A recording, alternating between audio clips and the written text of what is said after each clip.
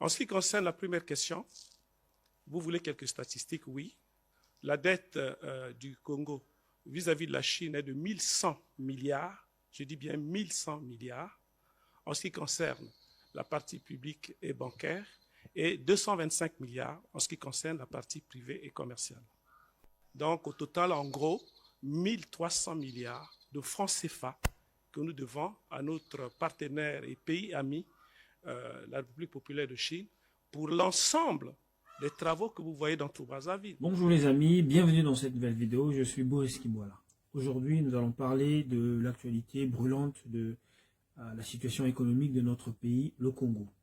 En effet, ces derniers temps, se sont multipliées des informations un peu alarmistes sur la situation du Congo, dont on dit qu'il serait en faillite, qu'il serait dans une situation économique et sociale terrible.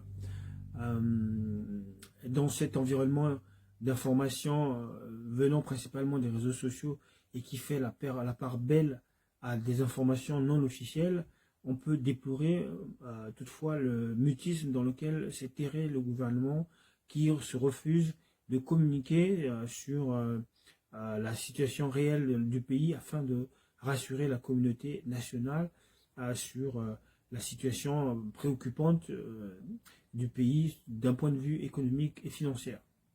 Donc dans cette vidéo, nous allons parler de dette publique, nous allons parler de croissance, nous allons parler de l'État, bref, nous allons parler de tout ce qui permet de comprendre si le gouvernement actuel est performant dans sa gestion de la chose publique. Allez, c'est parti. Alors, pour comprendre si le gouvernement actuel est performant dans la gestion de la chose publique, il est important de comprendre ce qu'est un État. Un État peut être défini comme étant une entité juridique immatérielle qui a la responsabilité de gérer le territoire qui est sous sa juridiction et dans lequel résident des hommes et des femmes auprès desquels l'État a la responsabilité d'assurer à la fois la sécurité et la santé d'une part, mais aussi le bien-être par l'organisation de la chose publique. De ce point de vue-là, l'État ne peut être saisi qu'au travers de ce qu'on appelle l'administration publique. Alors, l'administration publique est constituée des grands, si vous voulez, des grands services publics que sont la police, l'armée, la gendarmerie, les écoles, les hôpitaux, les préfectures, les départements qui sont dirigés par les maires, les préfets. Bref, la responsabilité de l'État, c'est de organiser ces grands ensembles qui constituent le service public afin d'assurer un certain nombre de services. Et les services, comme vous avez pu le remarquer, c'est la santé, c'est la sécurité, c'est la circulation des biens et des personnes, c'est le bien-être. Ça correspond à ce qu'on appelle les fonctions régaliennes de l'État. Ainsi, pour mener à bien cette mission et assurer tous ces services, l'État a besoin de ce qu'on appelle un budget. Un budget, c'est une planification financière qui est constituée d'une part de recettes, mais aussi de dépenses. Les recettes constituent les revenus de l'État et les dépenses constituent les charges de l'État. À noter que les recettes et les dépenses dépendent très fortement de la situation économique. En effet, si les recettes, si la richesse nationale qui est mesurée à travers un indicateur économique que l'on appelle le PIB, le produit intérieur brut, qui par ailleurs est calculé en faisant la somme de richesses dégagées par l'ensemble des entreprises se trouvant au Congo-Brazzaville, mais aussi éventuellement les entreprises de droit congolais se trouvant à l'étranger. Si l'ensemble des richesses générées par ces entreprises augmente, alors la richesse du pays augmente avec. En revanche, si le PIB diminue, baisse, alors les richesses les recettes, pardon, au niveau du budget diminuent, s'amenuisent, et cela va affecter donc la situation économique du pays. La différence au niveau du budget entre les recettes et les dépenses ou les charges s'appelle en économie le solde budgétaire. Lorsque les recettes sont supérieures aux dépenses ou aux charges, on dit que le budget est excédentaire. Et souvenez-vous, dans les années 2010-2011, nous avons connu une période d'excédent budgétaire extraordinaire, comme ça ne s'était jamais produit dans l'histoire de notre pays, avec des excédents budgétaires allant jusqu'à 1000 milliards de francs CFA. A l'inverse, lorsque les dépenses sont supérieures aux recettes, alors on dira que le solde budgétaire est déficitaire. Dans ce dernier cas, c'est-à-dire lorsque le budget de l'État est déficitaire, l'État, pour combler ce déficit, donc cet écart, doit s'endetter afin de financer l'activité du pays, c'est-à-dire que le fonctionnement de l'État.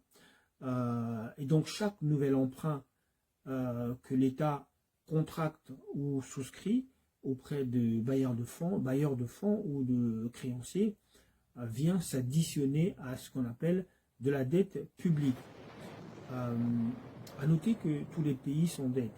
Et l'endettement, la dette publique, donc peut être une situation utile, nécessaire, lorsqu'il s'agit, par exemple, de faire face à des situations de récession économique ou de ralentissement économique.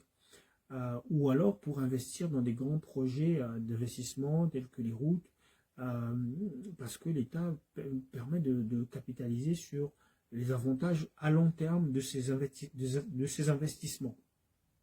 Par contre, l'État doit être vigilant, et c'est là où c'est intéressant, doit être vigilant quant au niveau de son endettement.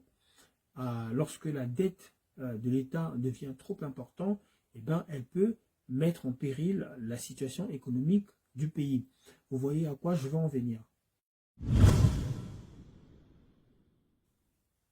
Ce qui nous amène donc à cette question qui est de savoir où et comment le gouvernement congolais tire-t-il ses revenus, c'est-à-dire ses recettes. Pour répondre à cette question, je vous invite à faire une petite plongée dans l'économie pour comprendre quels sont les concepts économiques qui permettent de comprendre la situation du Congo. L'État congolais est ce qu'on appelle en économie une rente économique, c'est-à-dire que l'État congolais tire principalement ses revenus ou ses recettes d'une ressource naturelle.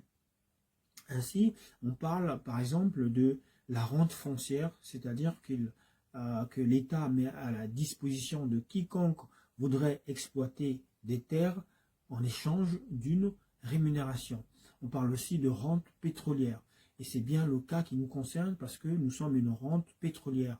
C'est-à-dire que le Congo, en exploitant les ressources naturelles, va pouvoir dégager une plus-value, va pouvoir dégager des recettes. Pour information, le Congo est le premier pays de la zone CEMAC en production annuelle, premier pays producteur dans la zone, premier pays pétrolier de la zone CEMAC en production annuelle. Cette production est estimée à environ 270 000 barils de pétrole par jour. Pour vous faire une idée de combien le Congo génère en termes de recettes pétrolières, il suffit de prendre 270 000 barils par jour multiplié par une année fiscale, c'est-à-dire environ 231 jours, multiplié par le prix de baril de pétrole de la période pour avoir une idée des montants générés par le pétrole.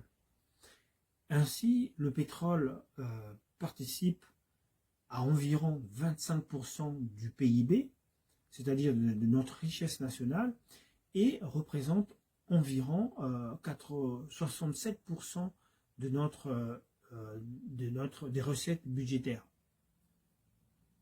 Ce qui est colossal Et ça vous donne une idée du poids de l'exploitation du pétrole sur à la fois le budget, mais aussi la richesse nationale. En d'autres termes, lorsque nous subissons les contre-coups des hausses et des baisses de prix de pétrole sur le marché international, cela a un impact direct sur la situation économique du pays, puisque cela affecte directement le budget.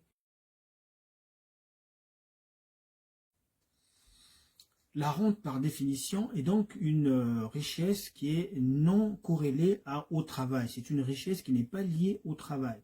Et le problème avec des économies rentières ou des pays rentiers comme le Congo-Brazzaville qui ne comptent que sur les recettes du pétrole ou de n'importe quelle autre ressource comme le bois, c'est que ces économies sont trop dépendantes des facteurs externes.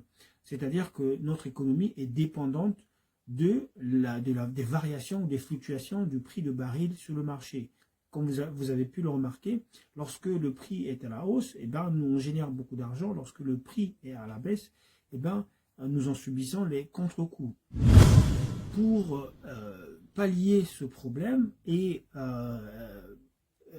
protéger l'économie contre ces variations, l'État congolais ou n'importe quel État peut avoir recours à plusieurs stratégies. J'en ai choisi 2 ici qui me semblent les plus pertinentes que l'on devrait mettre en application dans notre pays. La première stratégie, c'est ce qu'on appelle la diversification de l'économie. Ça consiste tout simplement à capitaliser sur les revenus générés par la vente du pétrole et de les réinvestir, de les réinjecter dans d'autres secteurs stratégiques de l'économie, à savoir par exemple l'agriculture. Parce que lorsque vous regardez la balance commerciale qui fait la différence entre ce que nous importons et ce que nous exportons, vous verrez que environ 50% voire 60% de ce que nous importons, c'est-à-dire tous nos besoins, sont essentiellement des produits importés, c'est-à-dire des produits qui sont transformés et qui n'ont aucune valeur ajoutée pour nous, si ce n'est des charges que cela engendre. Comme nous avons une balance qui est déficitaire, c'est-à-dire que nous importons plus que nous exportons. Donc la diversification permet donc de se doter les moyens de pouvoir produire nous-mêmes les produits que nous consommons localement et d'y ajouter de la valeur. Et en ajoutant de la valeur par la transformation, par les entreprises, vous avez compris, nous sommes capables d'augmenter notre niveau d'enrichissement ou de richesse. La diversification de l'économie peut prendre des formes diverses et variées. Par exemple, elle peut passer par le financement de grands projets d'investissement ou de développement. Ça peut être par exemple la construction des routes, les routes agricoles. Nous avons dans notre pays un déficit important en termes de routes et de pistes agricoles. C'est-à-dire que vous avez dans la ruralité, dans le Congo profond, des paysans, des artisans qui fabriquent des objets ou des produits artisanaux, ou des mamans qui cultivent, ou des hommes et des femmes qui cultivent des produits agricoles, le tubercule, la tomate, le maïs, etc., et qui ont du mal à les écouler non seulement vers les grands centres urbains, les grands centres-villes, les grandes villes, qui sont des lieux de consommation, mais aussi ils ont du mal tout simplement à les vendre sur place. Donc parfois, vous arrivez dans un village, vous avez de la tomate qui pourrit, vous avez de la banane qui pourrit, faute de moyens de transport. Cela constitue un manque à gagner pour notre économie. Donc, investir dans la construction, davantage dans la construction de routes, de pistes agricoles, d'écoles, de laboratoires, de recherche, dans le tertiaire, dans la métallurgie. Nous avons une industrie artisanale métallurgique. C'est-à-dire que l'État doit pouvoir reconstituer des corps, des métiers dans lesquels regrouper toutes ces personnes qui sont douées dans ces différents métiers pour pouvoir donner naissance à une industrie artisanale et qui demain sera une industrie qui va produire des voitures, qui va produire plein d'autres gadgets que nous voyons en Occident et dont les produits finis sont finalement consommés par nos pays. Donc l'idée, c'est vraiment de créer les conditions de l'émergence d'une industrie en lui dotant des moyens financiers, économiques, matériels et scientifiques propices à la recherche et au développement. La deuxième stratégie à mettre en place, c'est ce qu'on appelle les fonds souverains. Alors, qu'est-ce que c'est que les fonds souverains? Un fonds souverain, c'est une épargne. Si vous voulez, pour faire simple, c'est une épargne qu'un État met en place. Souvent, les États rentiers ou une économie rentière met en place un fonds souverain. Les fonds souverains constituent un instrument financier auquel beaucoup de pays rentiers, comme l'Arabie Saoudite par exemple, ont recours pour pouvoir épargner une bonne partie des recettes ou des revenus générés par le pétrole, partant de l'idée que les recettes pétrolières d'aujourd'hui ne peuvent pas être consommées par la génération actuelle, tout en compromettant la possibilité pour la génération future d'en profiter. Donc, on va constituer une épargne qui va permettre au pays de pouvoir diversifier son activité. Les fonds souverains servent donc à réinvestir les excédents générés par la vente de pétrole en vue de se constituer une épargne d'avenir ou plutôt de lisser dans les revenus budgétaires nationaux, ou plutôt de lisser les fluctuations dans les revenus budgétaires nationaux. Et c'est tout ce que l'État congolais ne veut pas faire ou ne sait pas faire. À titre de comparaison, vous avez par exemple Dubaï, qui est aussi un grand pays pétrolier parmi tant d'autres. Ce pays s'est doté d'un fonds souverain qui compte aujourd'hui un montant de 339 milliards de dollars. Et donc cet argent va pouvoir permettre au pays, d'ailleurs vous voyez comment Dubaï s'est développé au cours des dernières années, alors que dans les années 60, nous étions en termes de PIB, produit intérieur brut, beaucoup plus développé que ce pays. Et pourtant, ce pays a pris le large et s'est développé beaucoup plus rapidement que le Congo-Brazzaville. Donc, en termes de comparaison, on voit que ce pays qui a mis en place ces instruments de gestion des finances a su tirer son épingle du jeu. À présent, parlons de la dette. Alors, la dette peut être définie comme étant l'ensemble des emprunts contractés par un État ou par l'administration publique, qui sont des administrations de l'État, et qui ne sont pas encore remboursés. Donc, tout emprunt non remboursé et qui s'accumule dans le temps constitue ce qu'on appelle la dette publique. Et comme nous l'avons vu précédemment, en soi, la dette n'est pas un problème. Le problème avec la dette, c'est lorsque elle s'accumule tellement qu'elle devient insoutenable. Et l'insoutenabilité de la dette peut mettre à mal la capacité du pays d'emprunter de nouveau. Et c'est là aujourd'hui la situation dans laquelle est confronté le Congo. C'est-à-dire que beaucoup de créanciers ou de partenaires financiers du Congo-Brazzaville aujourd'hui, compte tenu de la situation du surendettement du pays, ne veulent plus ou sont moins enclins à lui prêter de l'argent, parce qu'on sait que l'argent qui sera prêté au pays ne va pas servir les grands projets d'investissement comme nous avons vu, mais c'est plutôt pour soutenir la dépense, c'est-à-dire faire tourner l'État, payer les salaires, payer les fonctionnaires, payer les pensions, faire tourner l'État. Or, c'est contre-productif. À cela s'ajoutent également des problèmes structurels liés à l'économie, c'est-à-dire que lorsque vous avez un taux de croissance qui est faible, cela va impacter le taux d'emprunt ou le taux auquel un pays va emprunter auprès de ses créanciers ou ses bailleurs de fonds. Donc il y a une corrélation entre le taux d'intérêt auquel les partenaires bilatéraux et multiples vont vous prêter de l'argent et le taux de croissance de votre économie. L'augmentation des dépenses publiques au détriment des recettes tend à augmenter le niveau d'endettement. Lorsque le taux d'intérêt est supérieur au taux de croissance, la dette a mécaniquement tendance à augmenter. C'est ce qu'on appelle l'effet boule de neige. Selon les chiffres du FMI, le Fonds monétaire international, qui est l'organisation financière mondiale, le taux de croissance du pays en 2023 s'établissait à 2%, alors qu'en 2024, il s'établit à 2,8% contre les 4,8% que le gouvernement avait prévisionnellement établi.